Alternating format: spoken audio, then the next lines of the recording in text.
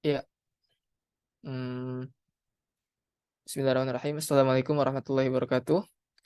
Teman-teman, Sobat Namal Institute dan juga Udrus Sunnah dan teman-teman sekalian yang dirahmati Allah Subhanahu wa taala. Alhamdulillahirabbil alamin wassalatu wassalamu ala asyrafil anbiya'i wal mursalin wa ala alihi wa ashabihi ajma'in amma ba'd. Ini adalah pertemuan terakhir kita dalam kelas Ulumul Quran 103. Insyaallah, sembari Ustadz Zulhani masuki ruangan yang insya Allah pukul 5.35 kembali mengingatkan tema kita pada pertemuan terakhir ini, yakni kisah-kisah dalam Al-Quran. Nah, eh, para peserta diharapkan untuk mencatat apa-apa yang penting dalam kajian pada pagi hari ini. Sekian, saya izin mute dulu.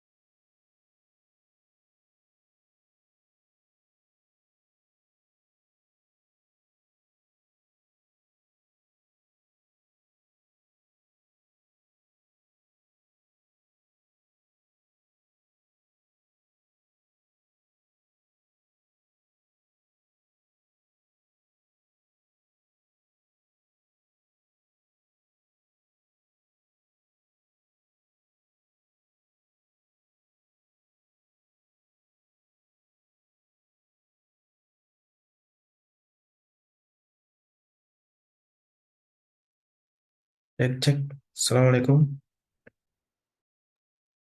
Waalaikumsalam warahmatullahi wabarakatuh. Baik Ustadz, sudah bisa on kamera atau tidak Ustadz? Jika tidak, bisa presentasikan materinya. Ya, baik. Apa kabar Ustadz? Ini adalah suaranya belum Oh iya, tampak ya. berapa? Ya, eh, alhamdulillah. Ya, baik-baik. Alhamdulillah. Ya, alhamdulillah. Ustadz sudah bisa presentasi Ustadz? Ya, insya Allah. Karena ini ya, Ya, ini jika sudah dimulai, insya Allah saya persilakan kepada Ustadz. insya Allah udah bisa dimulai. Oke, karena mulai ya. Bismillahirrahmanirrahim. Alhamdulillahirrahmanirrahim. Wa bihi nasta'inu ala umri dini wa din. Wassalatu wassalamu ala ashrafil anbiya wal mursalin. Nabiyina Muhammad wa ala alihi wa ashabihi wa man tabi'ahum bi ihsan ila yaumil amma ba'd. Oke, em, sebentar belum nampak ya. Nah, sudah nampak mungkin ya. Sudah Ustadz? Oke, bentar. Oke, kalau begini gimana? Ada ininya nggak? Ada perubahan nggak? Iya, di Di sini ada mode perubahan. mode presentnya. Iya, ada perubahan present. Heeh. Oh, nggak ada perubahan ya? Nggak ada sih Ustadz. Nggak ada. Oke, oke. Ya, oke. Bismillahirrahmanirrahim. Eh, Langsung saja ya, kita mulai pertemuan kita pada hari ini dengan tema kisah Al-Quran. Jadi, memang ini adalah pertemuan yang terakhir ya, insya Allah untuk di topik topik kali ini Ulumul Quran 103, yang mana pertemuan ini menjadi pelengkap dari tiga pertemuan sebelumnya yang membahas tentang kebanyakan tentang uslub-uslub dalam Al-Quran ya. Karena di 103 ini memang ada topik yang berbeda. Kalau di nomor satu dan sampai nomor 4 ini lebih ke ini ya, lebih ke usul fikih gitu ya, usul fikih dalam Al-Quran. Kemudian yang 5 sampai 8 ini lebih ke uslub ya, atau gaya bahasa yang dipakai di Al-Quran. Sudah kita bahas tentang perumpamaan, sumpah, debat, dan terakhir ini kita bahas tentang kisah-kisah dalam Al-Quran. Semoga ini menjadi suatu hal yang bisa kita ini ya, bermanfaat untuk kita, kisah-kisah Al-Quran ini. Dan memang tujuan dari dars hari ini dars keempat ya, bukan dars kedua. Ini yang pertama adalah peserta mampu menjelaskan tentang tujuan adanya kisah dalam Al-Quran. Jadi kenapa sih harus ada kisah dalam Al-Quran? Ya, kemudian yang kedua, peserta mampu menjelaskan definisi kisah. Ini definisi secara singkat saja ya, apa itu kisah dalam Al-Quran, kemudian mana yang masuk dalam skop kisah dalam Al-Quran, dan lainnya.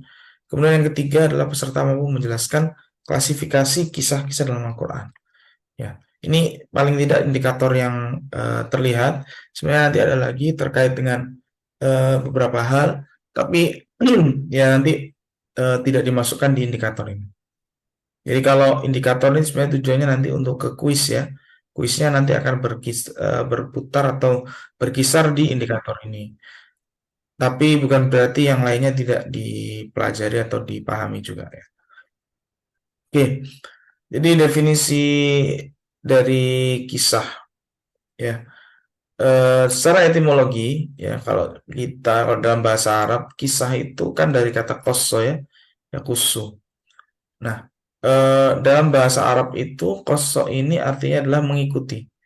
Jadi contohnya ada beberapa ayat ya dalam Al-Quran, seperti contohnya ketika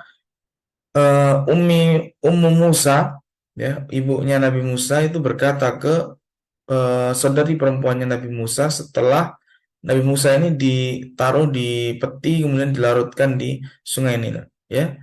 Ibunya Nabi Musa mengatakan waqalat li ukhtihi qussih, qussih ya, dari kata qussa ini ya, qussihi ya, yang dimaksud adalah bukan berkisah gitu ya, tapi maksudnya adalah tatbi ya, ikutilah gitu. Kemudian juga di uh, di surat Al-Kahfi yang mungkin sering kita baca ya.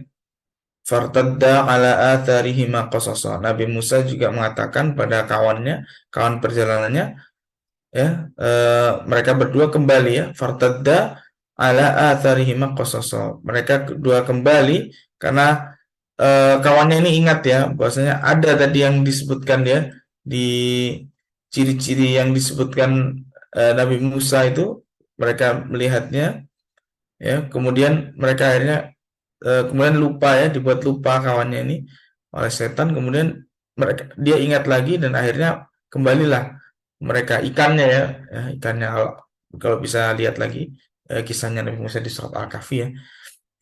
Ikannya lepas gitu kan, kemudian ketika sudah berjalan baru ingat, oh ya ikannya lepas gitu ya.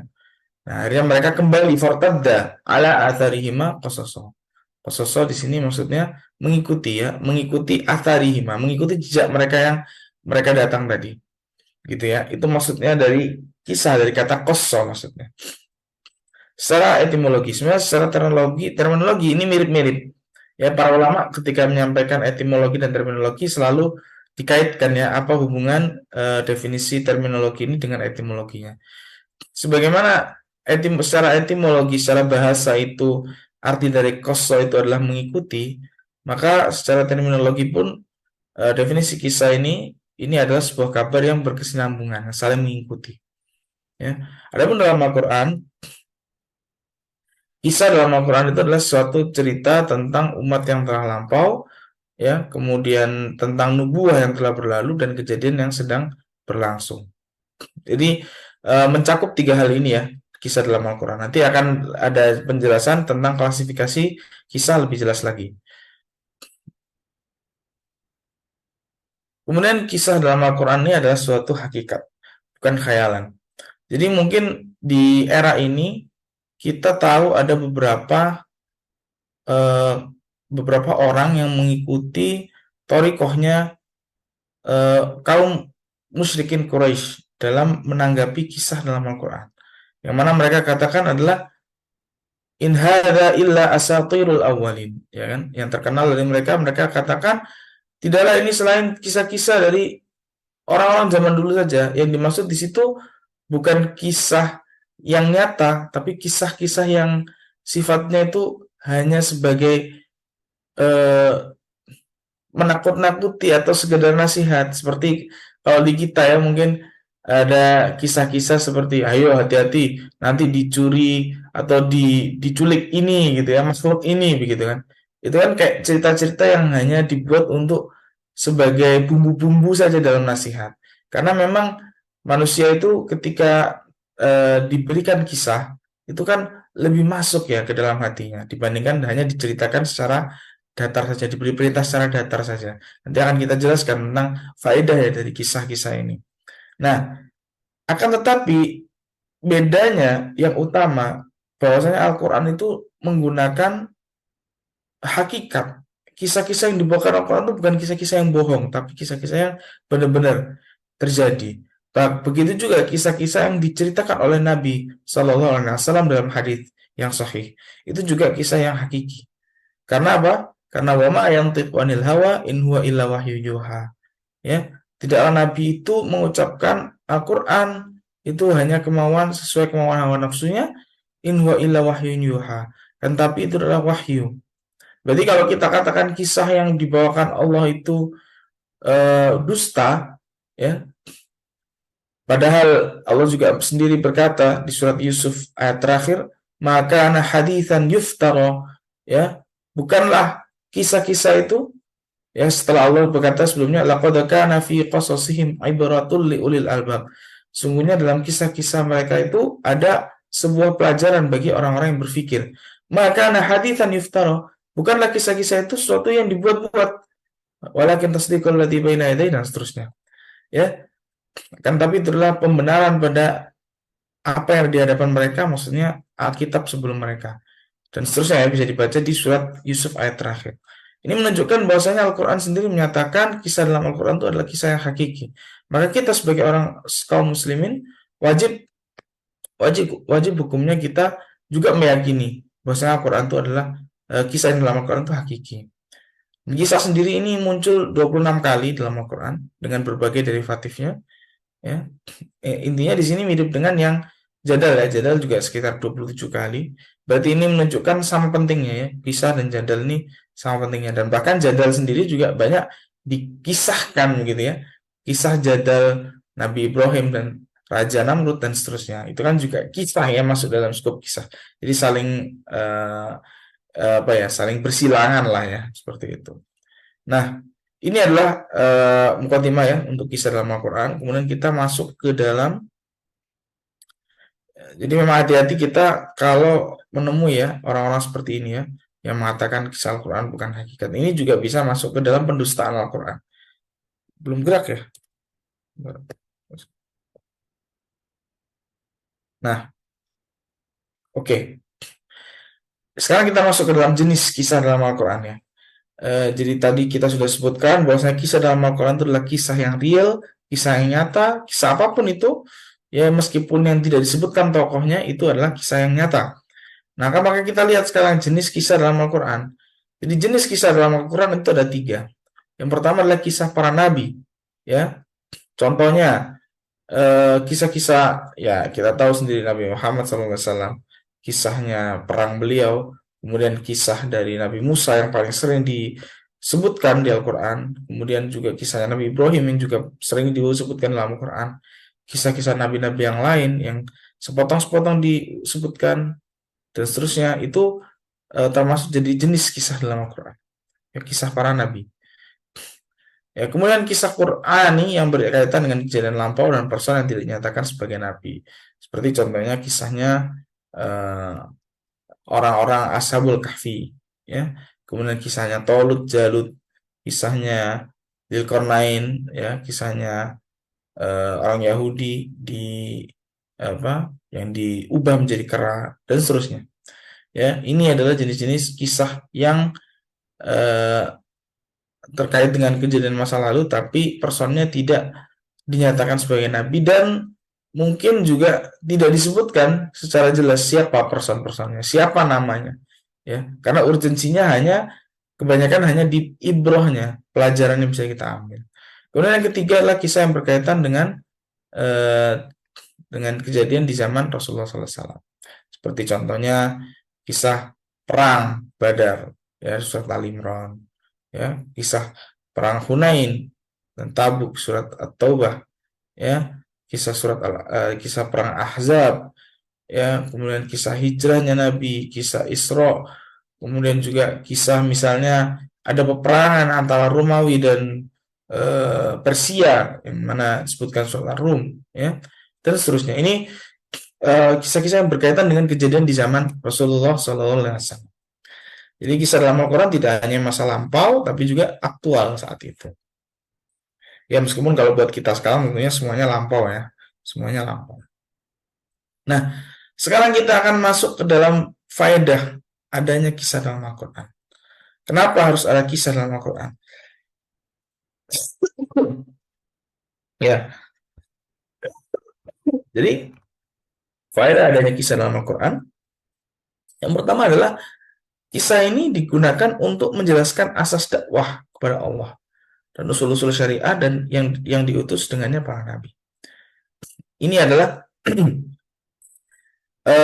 seperti contohnya asas dakwah yang utama adalah tauhid ya, tauhid. Nah, kalau kita membaca surat Al-A'raf ya, kita akan temui di situ ada kisah para nabi yang mana intinya semuanya Allah ingin menyatakan bahwasanya para nabi itu manhajnya sama. Ya, misalnya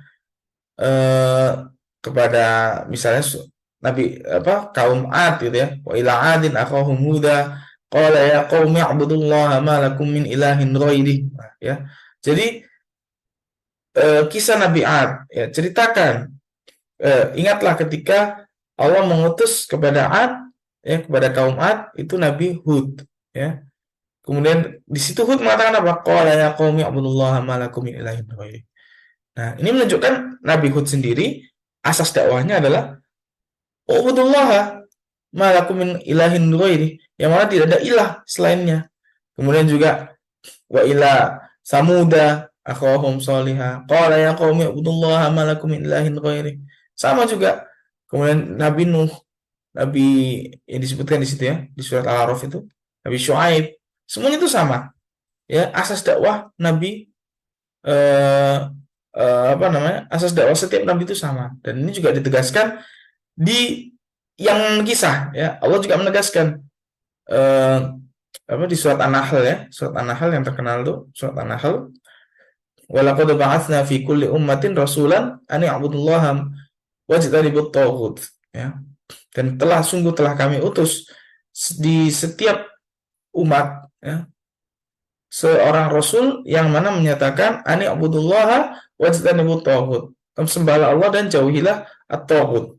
Nah, ini menunjukkan eh, kenapa harus ada kisahnya. Kan sudah cukup ya sebenarnya Allah menyatakan di surat An-Nahl cukup, ya kan?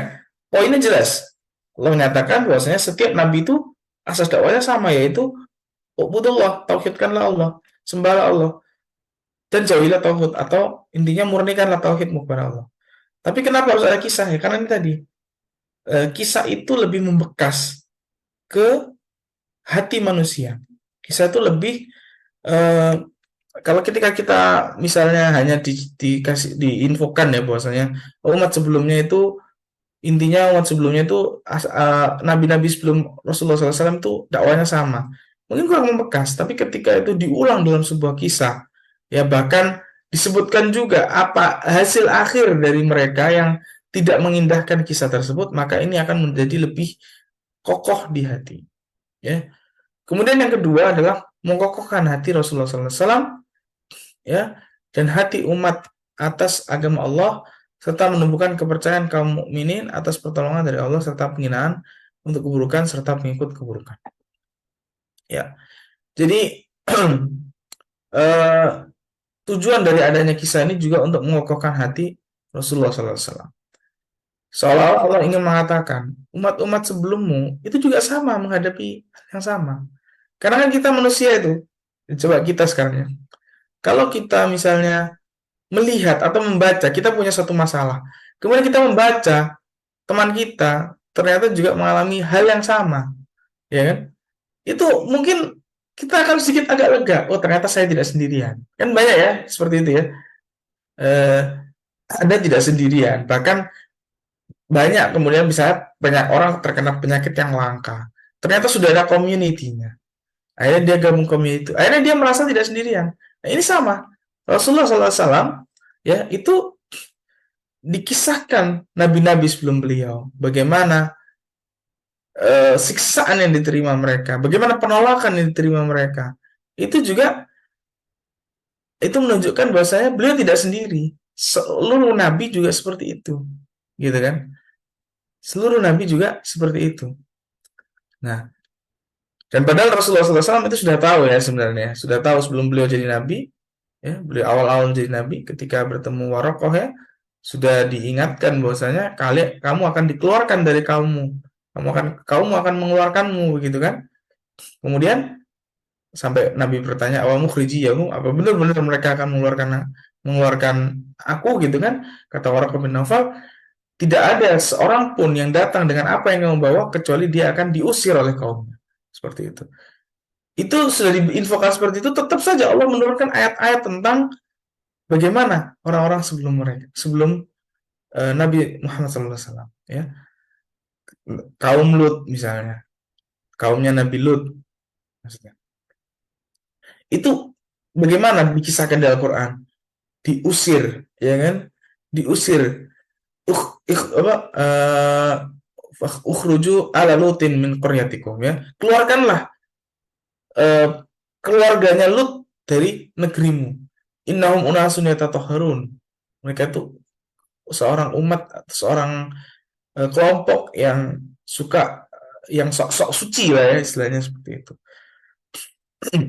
Dan ini terjadi lagi di era para nabi, di era nabi. Dan ternyata kalau kita tarik sebenarnya terjadi juga banyak di kita, ya. Kalau kalau kita boleh bicara, setiap permasalahan, setiap case yang kita temui di hidup kita, itu insya Allah sudah ada ceritanya di zaman dahulu. Contoh, sakit. Orang sakit berat. Kita buka Al-Quran, kita temui kisahnya Nabi Ayub. Orang sedang dalam kesempitan yang parah gitu kan, masa tidak ada jalan keluar. Kita temui kisahnya Nabi Yunus yang benar-benar tidak ada jalan keluarnya ya, benar-benar di dalam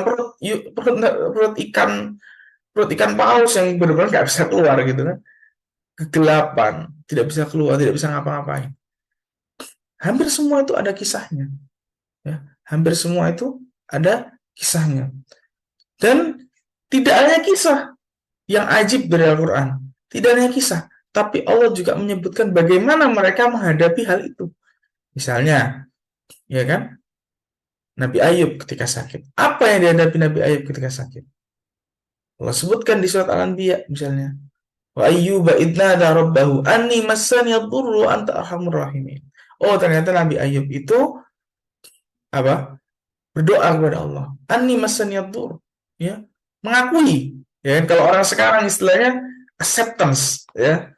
Kan ada kalau di teori apa ya, teori psikologi mungkin ya, di zaman sekarang itu orang ketika kena musibah itu ada beberapa tahap ya, ada tahap decline ya apa, mengabaikan, tahap anger dan seterusnya, sampai di akhir adalah dia tahap acceptance. Itu diceritakan bahwasanya Nabi Ayub itu in the end of the day ya, di akhir itu beliau akhirnya acceptance. Ya nggak tahu, kita di awalnya nggak diceritakannya, tapi intinya beliau acceptance, beliau sabar, ya, beliau acceptance. Antara ini kemudian berdoa. Maka apa? Hasil akhirnya apa? Dengan acceptance itu tadi, fastajabna lahu rabbuhu. Ya, Allah kabulkan, kami kabulkan ketika Allah sebutkan di situ. Dan akhirnya Nabi Ayub diberikan kesembuhan. Ya, bagi anak mungkin sekarang ini pesertanya mungkin masih muda ya, banyak-banyak masih muda. Allah sebutkan surat khusus untuk anak-anak muda, ya, yaitu surat Yusuf. Ini luar biasa kalau kita bedah ya. Ini nggak akan selesai karena bahkan ada kitab berjudul 1000 faedah dari surat Yusuf, ya. Jadi surat Yusuf ini surat yang cocok sekali dibaca anak muda karena di situ diceritakan perjalanan Nabi Yusuf. Kalau zaman sekarang ini mungkin Nabi Yusuf ini dalam tanda kutip ya, ini agak broken ya. Karena apa? Karena dimusuhin keluarganya, dimusuhin kakak-kakaknya ya. Ya orang tuanya sayang gitu, tapi kalau kakak-kakaknya musuhin dia, dibuang dia ya, dibuang, dia harus terontang-lantung. Tapi bagaimana kita saksikan perjalanan Nabi Yusuf dari muda, kemudian dari kecil seperti itu. Keluarganya background yang broken, kalau orang sekarang bilangnya broken, seperti itu ya.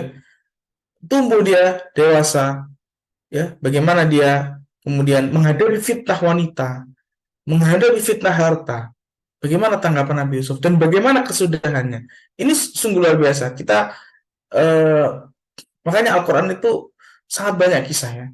Karena ini benar-benar kisah-kisah ini kalau kita baca, ini akan lebih membekas ke kita. Kita bisa ikutin bagaimana jalannya para nabi itu ya, jalannya para nabi. Ya, oke, ini sangat panjang sekali ya yang kita bahas tentang kisah ini ya. Ini baru poin kedua dari faedah, nanti ada poin-poin selanjutnya kita akan lanjutkan ya. Oke. Kemudian poin ketiga adalah membenarkan khabar para nabi yang telah lampau, mengingat kisah mereka serta mengekalkan peninggalan mereka. Ya, seperti contohnya kisahnya Nabi Yakub. Ya, Allah berfirman, "Am kuntum syuhada id hadara Yaqub al-mautu id qala li banihi ma ta'buduna min ba'di qalu na'budu ilahaka wa ilaha abaika Ibrahim wa Ismail wa Ishaq wa ilaha wahida wa nahnu lahu muslimun." Ya, bahwasanya ini merupakan sanggahan terhadap orang-orang Kristen dan Yahudi, Nasrani dan Yahudi, ya, yang mana mereka eh, mereka mengaku mengikuti agamanya Nabi Ibrahim, Abrahamic religion ya, kalau kita baca itu Abrahamic religion mereka ini termasuknya, tapi mereka menyimpang dari apa yang diajarkan oleh Nabi Ibrahim, apa yang diajarkan oleh Nabi Yakub, ya, terutama Bani Israel ya, Bani Israel, Nasrani dan Yahudi kan dari garisnya Bani Israel ya. Maka di sini Allah menyebutkan kisahnya Yakub, ya, Kisahnya Yakub, yang mana Yakub ini nama lainnya apa Yakub? Nabi Yakub ya. Nabi Yakub nama lainnya Israel ya. Jadi Bani Yakub ya, Bani Israel. Nah, bapaknya sendiri ya Nabi Yakub ini itu sudah pernah mengingatkan, "Mata butuh min ba'di," pertanyakan anaknya, "Apa yang kamu sembah setelahku?" Ya. Qalu na'budu ilahaka wa ilaha abaika Ibrahim. Kami menyembah ilahmu, sembahanmu. Ya maksudnya Allah. Ini diingatkan ya, bahwasanya yang kalian sembah itu, yang bapak kalian itu sembah itu adalah Allah. Nah, seperti itu. Jadi mengingatkan kisah-kisah mereka dan mengekalkan peninggalan mereka adalah tauhid, ya. Nah, jadi peninggalan mereka itu tauhid, bukan trinitas, ya, bukan yang lainnya, seperti itu.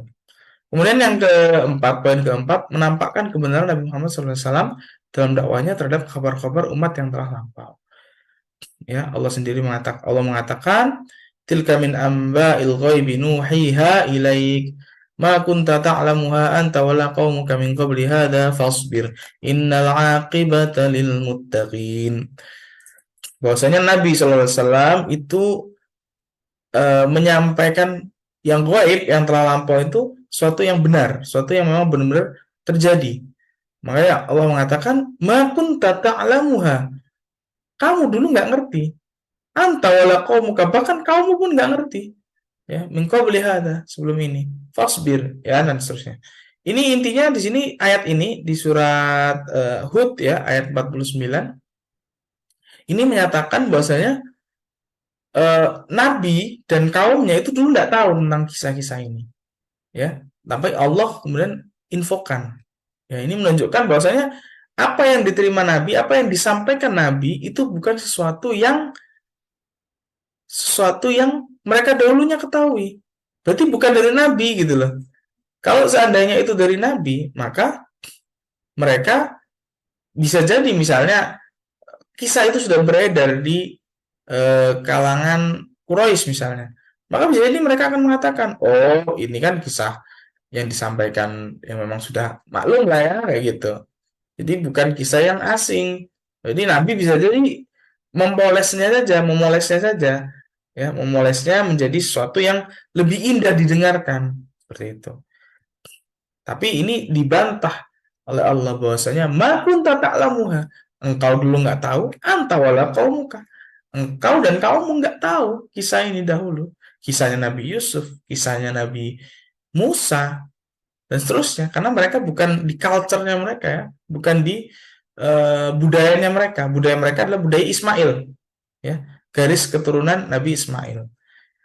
Akan tetapi eh, untuk orang-orang yang ahlul kitab, Yahudi dan Nasrani, mereka tahu kisah-kisah tersebut.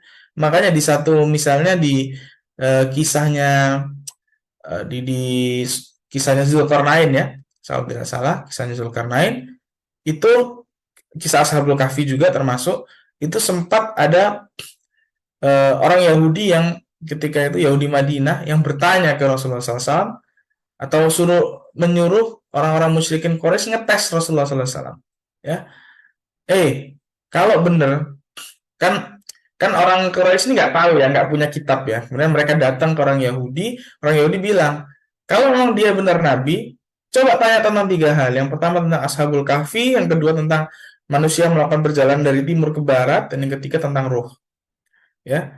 Maka kemudian utusan kaum Quraisy tadi kembali ke Nabi. Kemudian Nabi saat itu belum dapat wahyu ya. Maka Nabi bilang, besok akan saya kisah. Besok akan saya infokan seperti itu. Besok akan saya ceritakan tentang tiga hal tersebut. Kemudian ternyata besoknya Nabi belum dapat wahyu. Maka Allah kemudian menegur Nabi Shallallahu Alaihi Wasallam. Misalnya, walaula dakau tajan, bukan itu ya. Yang insya Allah itu ya. Di surat Al-Kahfi, ya di surat Al-Kahfi itu. Jadi intinya Rasulullah SAW itu harusnya mengucapkan insya Allah ya. Bentar. Wala taqulanna li syai'in inni fa'ilun dzalika ghadan illa ayyasha Allah. Ya. Jadi janganlah kamu mengatakan bahwasanya besok saya akan melakukan ini kecuali mengatakan insya Allah. Jadi itu yang ditegurkan Allah kepada Nabi Sallallahu Alaihi Wasallam. Nah, tapi setelah itu akhirnya setelah 2 minggu kalau tidak salah ya di kisahnya itu, setelah 2 minggu kemudian baru Nabi bisa menyampaikan kisah-kisah tersebut. Kisahnya Ashabul Kahfi, kemudian kisahnya Zulkarnain yang juga di surat Al-Kahfi, kemudian terakhir kisah tentang ruh yang ada disebutkan di surat Al-Isra. Dan bahkan kisah tentang ruh ini luar biasa. Ini sebenarnya tidak ada kisahnya ya, tapi ini ngetes. Karena kalau memang benar Nabi Sallallahu Alaihi Wasallam itu Nabi menurut orang Yahudi ya, maka dia nggak akan tahu tentang ruh gitu. Makanya Allah sebutkan di situ, "Wa yas'alunaka 'anir ruh, qul ruhu min amri rabbi, wa ma utitu minal ilmi illa qalila." Ya. Dan mereka bertanya tentang ruh, maka katakanlah, ruh itu urusan Rabbku. Dan itu memang jawaban yang benar. Justru kalau misalnya Nabi cerita ruh itu seperti ini, itu adalah kedustaan, tanda kedustaan. Nah, di sini menunjukkan sebenarnya Nabi Shallallahu Alaihi Wasallam dalam dakwahnya. Karena dites orang Yahudi pun bisa jawab. Artinya kan Nabi itu mau benar-benar dapat wahyu. Kemudian begitu juga di antara faedahnya ini juga mengingatkan kesudahan dari umat-umat yang telah lampau. Ya, Allah berfirman misalnya di surat Fussilat ayat 13, fa in a'radu faqul anzartukum sa'iqatan misla sa'iqati 'adi wa thamud. Ya, seandainya jika mereka berpaling, maka katakanlah Nabi wahai Rasulullah SAW, anzartukum, aku mengingatkan kalian sa'iqatan misla sa'iqati, mengingatkan kalian tentang dengan petir sebagaimana petir yang menimpa kaum Ad dan kaum Samud. Jadi ini mengingatkan ini loh kesudahannya. Kaum Ad dan kaum Samud ini masih ceritanya masih beredar maksudnya mereka masih tahu lah meskipun tidak jelas ceritanya, tapi masih tahu tentang kisahnya kaum Ad dan kaum Samud. Ya, di apa namanya di kalangan Quraisy itu masih ngerti kisah ini. Makanya karena kan tinggalnya itu kan di Arab ya, di dekat situ ya. Makanya ada namanya Madain Solih ya, Madain Solih atau negerinya kaum Soleh. Dan ada juga hadis tentang perintah untuk menundukkan kepala ya dan menangis ketika eh, melewati tempatnya dahulu dimusnahkannya kaum Samud. Ya, ini menunjukkan mereka itu tempatnya lokasinya dekat. Lokasi kaum Samud itu dekat dengan bangsa Arab dan tentunya mereka fahamlah sedikit-sedikit. Tahulah sedikit-sedikit ceritanya. Maka di sini Allah mengatakan, kalau mereka berpaling, ingatlah itu kisah mereka itu, kisah orang-orang yang dimusnahkan itu. Ya, maksudnya Allah bisa menimpakan kepada kalian sebagaimana Allah menimpakan kepada kaum Ad dan kaum Samud. Ya, ini di antara faedahnya. Kemudian yang kelima dan keenam, faedah adanya kisah dalam Al-Quran, yaitu membongkar kesesatan ahlul kitab yang sengaja menyembunyikan petunjuk dan bayinat yang benar serta menantang mereka dengan apa yang ada di kitab ya kitab mereka sebelum penggantian serta perubahan. Jadi Allah ingin membongkar ya aibnya ahlul kitab yang memang sengaja menyembunyikan kisah-kisah dalam kisah-kisah di kitab mereka karena mereka ingin membelokkan pemahaman sesuai dengan apa yang mereka inginkan, sesuai dengan hawa nafsu mereka. Maka mereka mengubah-ubah ya, mengubah-ubah apa yang ada di Al-Qur'an. Ya, Al-Qur'an. Apa yang ada di kitab-kitab mereka, kitab-kitab yang terdahulu. Banyak disebutkan di Al-Qur'an ya tentang itu, tentang bagaimana mereka itu mengubah-ubah ya, mengubah-ubah ayatnya, mengubah Al-Qur'an, mengubah kitab mereka hingga ya akhirnya kitab mereka jadi tidak bisa dipercaya lagi. Makanya sikap kita terhadap Israiliyat, terhadap kisah-kisah yang datang dari kitab selain Al-Qur'an adalah kita watawakuf ya.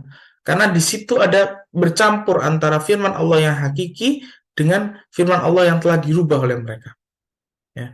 Ini menunjukkan bagaimana kita harus hati-hati ketika ada yang hak dan yang batil seperti ini bercampur ya, bukan ditinggalkan. Kalau kita tinggalkan berarti kita seolah-olah meninggalkan yang hak gitu kan. Tapi kalau kita ceritakan semuanya dengan membenarkan semuanya, maka kita membenarkan juga yang batil. Jadi Allah sebutkan caranya Nabi sallallahu alaihi wasallam ajarkan Israiliyat itu sikapnya tawakuf. Ceritakan saja hadis itu an Bani Israel, ya, ya, tapi jangan dibenarkan. Seperti itu. Ceritakan saja. Begitu. Nah, ini contohnya di ayat surat Ali Imran ayat 93. Kullu ta'ami kana halal li bani Israila illa ma harrama Israilu ala nafsihi min qabli an tunazzalat Taurah. Ya. Setiap makanan ya itu dahulunya itu halal bagi Bani Israel illa ma harrama Israilu ala nafsihi, ya, kecuali yang diharamkan oleh Israel atas dirinya sendiri min qabli an tunazzalat Taurat, sebelum Taurat diturunkan. Qul fa'tu bit Taurati fatluha in kuntum shadiqin. Ya, katakanlah ya. Fatluha kul ya, kul katakanlah, ini konteksnya adalah jika kamu mengatakan ada makanan yang diharamkan sebelum turun Taurat. Ya, fa'tu bit Taurati, datangkanlah Taurat, fatluha in kuntum shadiqin, dan bacalah jika kamu orang-orang yang benar. Ya. Ini Allah membongkar bahwasanya mereka orang-orang Yahudi itu mengatakan ada makanan-makanan yang diharamkan sebelum Taurat turun, maka mereka nggak makan, seperti itu kan. Padahal tidak ada, kata Allah, nggak ada, semua makanan itu halal untuk Bani Israel, kecuali apa yang diharamkan oleh Israel atau Nabi Yakub itu sendiri, untuk dirinya saja, tapi bukan untuk Bani Israel. Ya. Nah, kemudian yang terakhir, ya, penjelasan terakhir atau faedah terakhir dari adanya kisah dalam Al-Quran ini adalah menjadikan hati condong kepadanya, serta mengokohkan penjelasan-penjelasan yang ada pada Al-Quran dalam hati. Ya, ini sudah kita sebutkan dari ayatnya, laqad kana fi qasasihim ibratun liulil albab ma kana haditsan yuftara walakin tasdiqal ladzi baina yadayhi wa tafsila kulli syai' wa hudan wa rahmatan liqaumin yu'minun. Sungguh dalam kisah-kisah mereka itu terhadap pengajaran ibrah liulil albab, pada orang-orang yang mempunyai akal.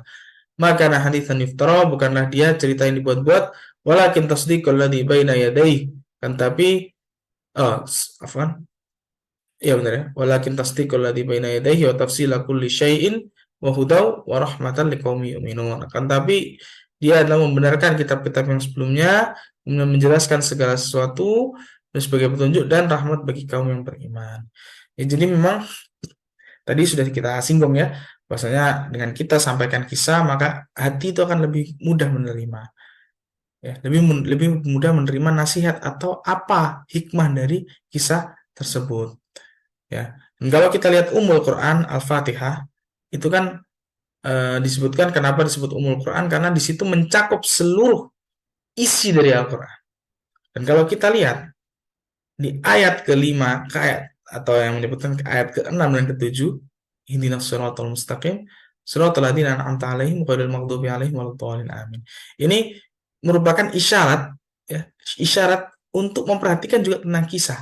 Kisah apa? Kisah orang-orang sebelum mereka, kisah kaum-kaum yang lurus, yang ditunjuki jalannya oleh Allah, bukan kisah orang-orang yang menyimpang ataupun orang-orang yang dimurkai oleh Allah. Ya, kan kita diperintahkannya mengikuti orang yang jalannya orang yang lurus, ya, yang telah diberikan nikmat oleh Allah dahulunya, bukan jalannya orang-orang yang menyimpang maupun orang-orang yang dimurkai oleh Allah maupun orang-orang yang menyimpang. Bagaimana kita tahu siapa mereka ini kalau bukan dari kisah, gitu kan? Makanya sebagian ulama mengatakan ini menunjukkan bahwasanya Al-Quran itu sepertiganya itu kisah, ya. Karena dari ayat itu tadi, Al-Fatihah ada sekitar 7 ayat, 2 ayatnya bicara tentang kisah, ya kan? 2 ayat lagi tentang hari akhir dan 2 ayat lagi tentang tauhid.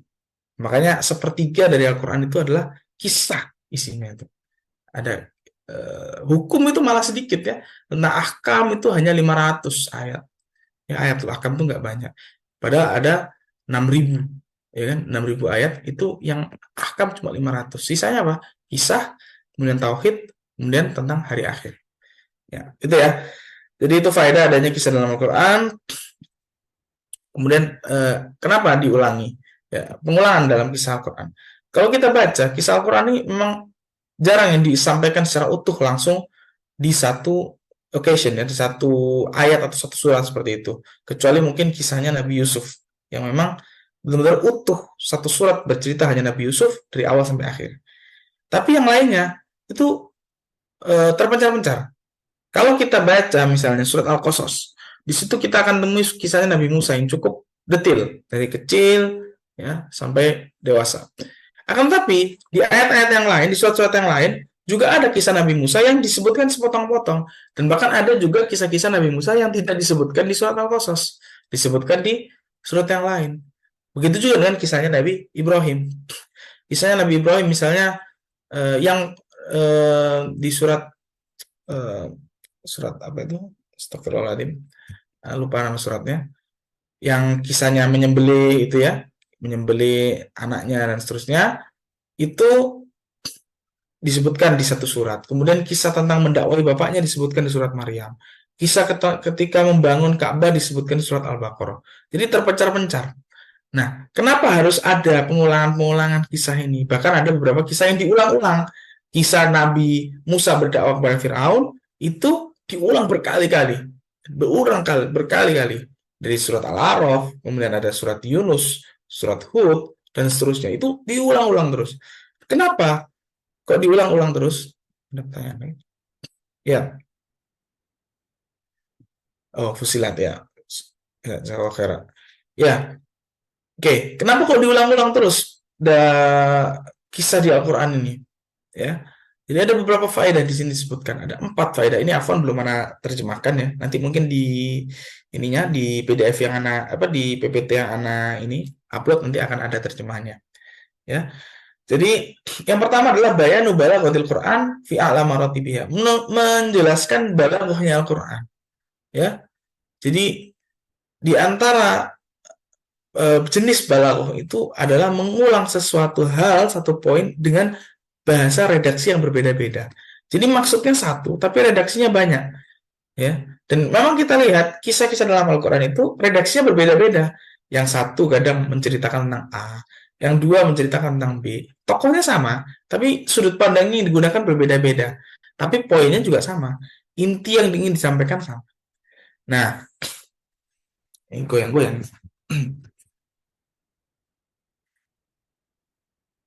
Oke. Jadi ini ini jadi faedah pertama dari pengulangan kisah dalam Al-Qur'an adalah menjelaskan bahwasanya Al-Qur'an itu punya balaghah yang sangat kuat. Yang mana dengan diulangnya manusia jadi nggak bosen, ya kan? Dan bahkan karena occasion-nya berbeda-beda, case-nya berbeda-beda, maka akan menjadi faedah tambahan baru. Tambahan faedah baru, ya. Kemudian yang kedua adalah kuatul ijaz. eh, menunjukkan kekuatan mukjizatnya Al-Quran, ya, karena bahkan satu ayat pun ya itu tidak bisa ditandingi oleh bangsa Arab, ya kan. Bahkan Allah sebutkan di surat Al-Isra, andaikan kamu manusia dan jin berkumpul berusaha membuat Al-Quran satu ayat saja itu tidak akan bisa, gitu ya. Jadi satu ayat saja nggak bisa. Ini diulang-ulang, sudah diulang-ulang pun, apalagi nggak bisa, makin nggak bisa. Seperti itu ya. Bagaimana Allah menciptakan suatu perulangan tapi harmoni, nyambung satu sama lain, ya kan? Yang satu ini kaitannya dengan yang ini, tapi konteksnya berbeda. Bagaimana? Nah, ini menunjukkan bahwasanya ijaznya Al-Quran itu sangat luar biasa. Tidak hanya masalah satu ayat yang sulit dibuat, tapi juga bagaimana Allah mengulang-ulang sesuatu tapi tetap sinambung dan tetap koheren, jadi tetap nyambung satu sama lain. Kemudian yang ketiga, al-ihtimamu bisa nil qissati litamkini ibariha fin nafsi. Ya. Jadi Allah memang sengaja mengulang-ulang untuk menguatkan, mengokohkan pelajaran yang ingin disampaikan itu lebih masuk ke jiwa, ya, dengan perulang-ulangan. Seperti contohnya kisahnya tadi ya, kisahnya Musa ke Firaun, ya. Karena di situ ada contoh bagaimana Firaun ini digambarkan seorang yang penentang kebenaran, ya, yang berdiri paling depan, ya, yang berdiri paling depan dan dia punya kekuatan yang sangat besar, ya. Maka bagaimana Rasulullah SAW, ya, ini kalau konteksnya Rasulullah dulu misalnya, ketika menghadapi orang Quraisy yang punya kedudukan, ya, orang Quraisy ini tidak separah Firaun, gitu kan? Tapi Nabi Musa tetap disuruh berdakwah kepada Firaun. Ya, meskipun Firaun ini jelas-jelas bisa mencelakainya, jelas-jelas bisa membunuhnya mungkin ketika Nabi Firaun tidak suka dengan Nabi Musa, tapi Nabi Musa tetap disuruh berdakwah dan bahkan waqulu qaulan layyinan, ya, berkatalah dengan perkataan yang lembut, ya.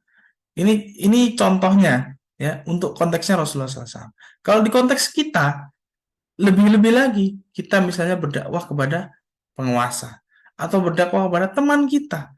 Yang jelas teman kita ini nggak separah Firaun, ya. Berdakwah kepada keluarga kita. Keluarga kita tidak separah Firaun, ya. Insya Allah, ya, dia tidak menentang Al-Quran yang sedemikian. Hanya saja mungkin pemahamannya yang agak berbeda. Nah, ini maka harus lebih kita bisa ikutin tuh, ya, kita bisa ikutin bagaimana kisahnya Nabi Musa, bagaimana Nabi Musa berdakwah kepada Firaun, seperti itu. Kemudian yang keempat adalah ikhtilaful ghayati allati tusaqu min ajlihal qissah. Jadi memang ada perbedaan kontekstual, ya, konteksnya berbeda. Jadi di satu hal, di satu case tertentu, ini Allah ingin membicarakan tentang konteks, misalnya Nabi Ibrahim yang berdakwah kepada bapaknya. Kemudian di case yang lain, Allah ingin menyampaikan konteks Nabi Ibrahim yang bagaimana Nabi Ibrahim itu menghancurkan atau melawan, ya, sesembahan kaumnya dengan menghancurkannya. Kemudian di case yang lain surat Al-Anbiya, ya, beringat surat Al-Anbiya berbicara tentang Nabi Ibrahim yang menghancurkan ini, ya, menghancurkan patung-patung yang disembah oleh kaumnya. Kemudian di kisah yang lain Allah menyampaikan Nabi Ibrahim yang tadi sudah berdakwah pada abinya. Oh ya, yang berdakwah kepada kaumnya dengan gaya bahasa retoris, pertanyaan retoris, ya. Ini mirip-mirip dengan yang jadal kita sudah sebutkan di pekan lalu. Pertanyaan retoris, ya, ketika melihat bulan, ketika melihat bintang, ketika melihat matahari, bagaimana sebenarnya hakikatnya Nabi Ibrahim itu sedang berdakwah kepada kaumnya, tapi dengan bahasa yang alur pikiran yang dipahami oleh kaumnya. Nah, ini memang beda-beda, sengaja dibuat berbeda-beda karena memang konteksnya berbeda-beda. Yang ini ingin disampaikan satu hal, yang lain disampaikan hal yang lain. Supaya mungkin kalau kita baca asbabun nuzulnya, kita akan tahu, oh iya, ternyata di saat ayat ini turun, memang konteksnya Rasulullah sedang menghadapi perkara ini. Ya, justru kalau aneh sekali, misalnya surat Al-Kahfi turun, tidak ada pertanyaan, gitu kan? Kan jadi seperti nggak nyambung, ya, bukan nggak nyambung, ya. Ya, tapi kurang pas saja begitu. Kurang pas saja. Ya. Oke, mungkin apa yang bisa disampaikan pagi ini karena sudah 6:30 juga, ya. Ini mungkin cukup sampai di sini, ya. Insya Allah ini pertemuan terakhir, ya. Semoga apa yang kita pelajari dari kisah Al-Quran ini bisa menjadi satu eh, faedah, ya, untuk kita di pagi ini dan bisa kita terapkan di kehidupan kita sehari-hari. Dan yang utama adalah yang tadi Anda sudah sebutkan, yang Anda pribadi rasakan manfaat besar dari kisah Al-Quran ini adalah bahwasanya kisah Al-Quran itu menjadi semacam contoh untuk kita dalam menghadapi sebuah kehidupan. Karena hampir semua permasalahan hidup yang ada di dunia ini sudah pernah dialami oleh kaum-kaum sebelum kita, ya. Dan Allah sudah ceritakan bagaimana mereka menanggapinya dan bagaimana kesudahan dari mereka yang melakukan itu.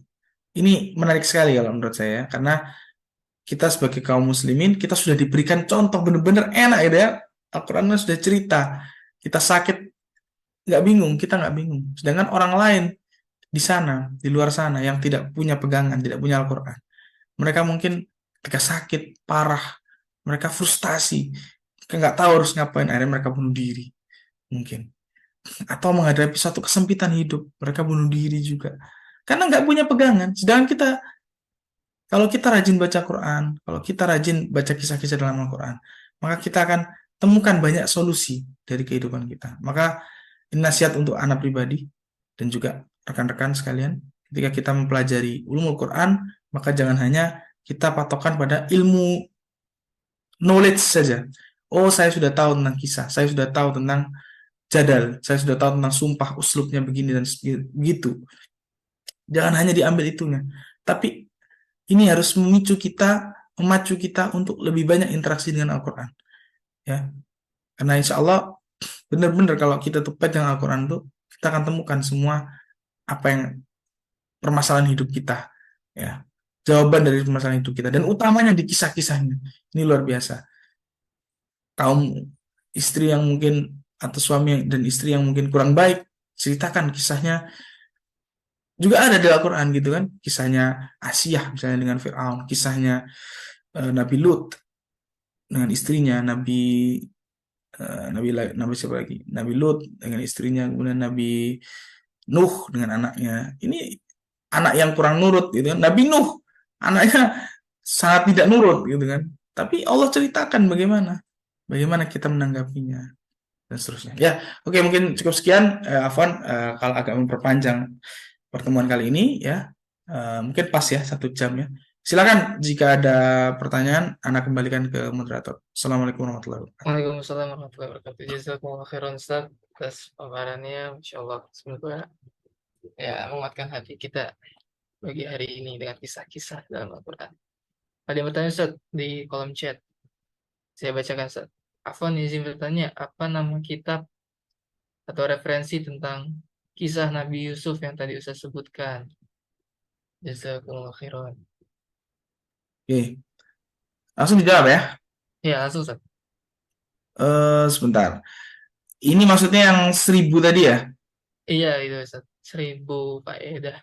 Iya, iya. Judulnya kalau nggak salah ya, ya itu Alfu Faidah ya. Tapi sebentar, oh di sini ada ini. Ya, judul kitabnya Ithaful Ilf Bidzikril Fawaidil Alif wan Naif min surati Yusuf alaihissalam. Kalau nggak salah ini ya, yang 1.000. Jadi halamannya ada 1.100 ya. Ini hanya bicara tentang surat Yusuf ya. Bidzikril Fawaidil Alf ya. Menyebutkan faidah yang 1.000 ya. Alf. Ya, anak tulis di kolom chat ya. Anak tulis. Nanti bisa di search ininya ya, eh, kitabnya. Anda nggak tahu kalau di terjemahan kira-kira ada atau tidak ya. Ini sebenarnya ini layak untuk disebarkan secara masif. Bahkan terjemahannya ya, utamanya terjemahannya. Karena tadi di zaman ini Anda lihat eh, banyak sekali yang kaum muda ya yang kehilangan sosok ya, seperti kehilangan sosok tentang bagaimana siapa sih yang jadi patokan ini ya. Akhirnya yang dijadikan patokan adalah kaum barat ya, kaum yang menghalalkan LGBT dan lain-lain. Ya, maka kita perlu sebarkan ya macam-macam seperti ini, bagaimana kisah Nabi Yusuf, bagaimana tokohnya Nabi Yusuf ini, bagaimana perjalanannya, bagaimana faedah-faedahnya gimana, dan semoga itu bisa jadikan pegangan untuk kita ya dalam bersikap. Ya, Anda rasa ini pesertanya banyak muda ya, banyak yang masih muda ya, atau sudah lebih tua dari Anda mungkin? Hah? Ada beberapa mungkin ya, ada beberapa yang masih muda, ada beberapa yang senior juga sepertinya ya.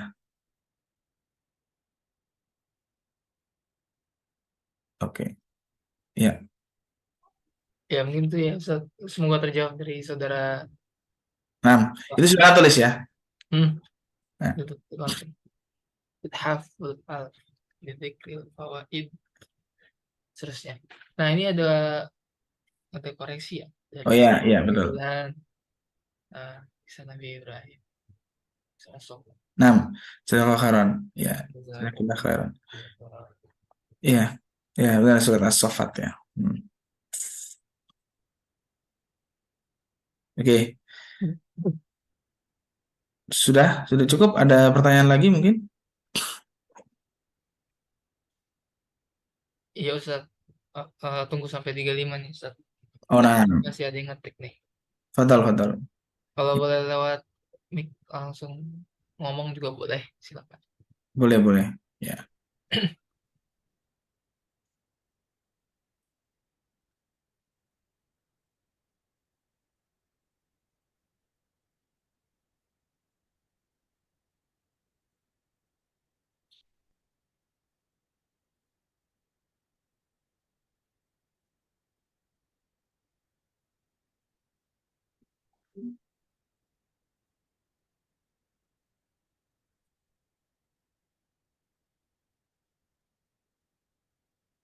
Ya, saya kira cukup Ustaz Nah, untuk pada pagi hari ini dan Ustaz belum memberikan kesimpulan ya Ustaz. ya, Dan ini adalah pertemuan terakhir dari Ulumul Quran 103. Eh, Jazakumullah khairan. Kami selaku panitia meminta maaf jika dalam pelaksanaannya ada beberapa kekurangan. Semoga ilmu yang kita pelajari itu bermanfaat pada pertemuan ini.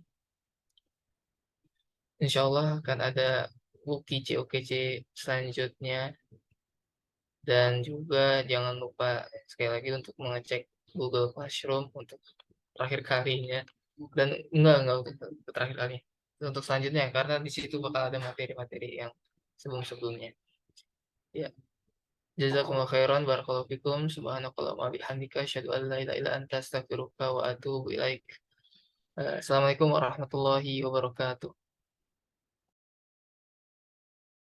Waalaikumsalam warahmatullahi wabarakatuh. Syukran Ustaz, jazakumullahu khairan.